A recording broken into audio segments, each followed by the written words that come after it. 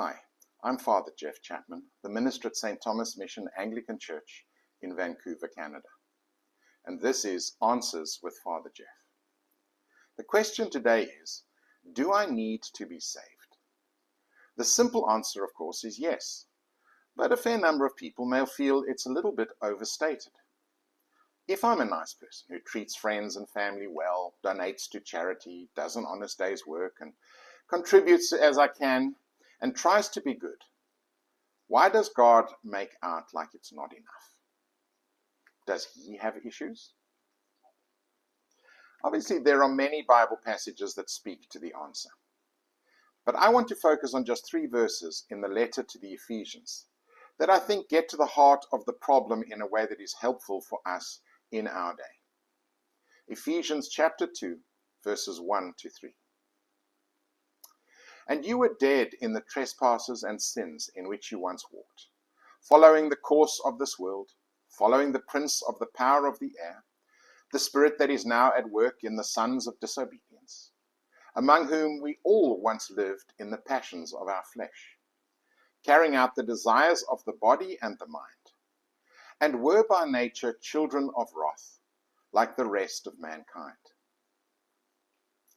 The first verse states what many people know about Christianity from things they may have heard. We are sinners. The verse says that the trespasses and sins that characterized our lives makes us dead or destined to die. But it is the explanation of how that happens in the present that will help us understand the issues.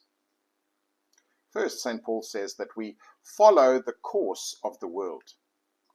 That is, we live and behave the way we see others living and behaving.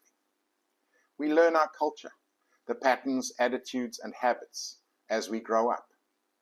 And this is very reasonable. How else are we going to live?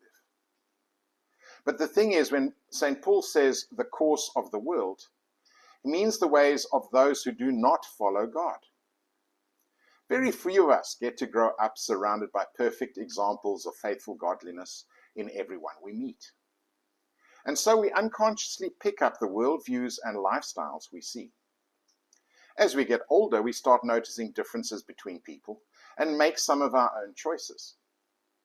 But one way or the other, we follow the course of this world. Second, he says, we follow the prince of the power of the air. That's really just a fancy way of talking about Satan or the devil. Falling into his traps is not necessarily a conscious choice.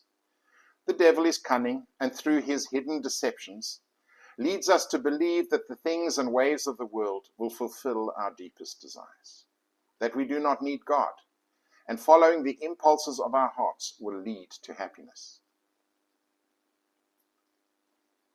It is the third reason why we are dead in our trespasses and sins. We carry out the passions or drives of the flesh. The word flesh, used in this way, refers to the negative side of our hearts. It is the place of our greed, ambition, prejudice, lust, malice, jealousy, resentment, and so on. These negative drives affect how we live and the choices we make and how we treat people. And not every one of these or any other wrong motives are affecting us at any given moment. But in all kinds of ways, one or other of them affects our behavior and attitudes, even if it happens subconsciously. The result of these 3 factors working together is that we all end up essentially carrying out the desires of the body and the mind. The most important thing about this natural assimilation to the culture around us is that it does not acknowledge God, and it tends to make us put ourselves before others.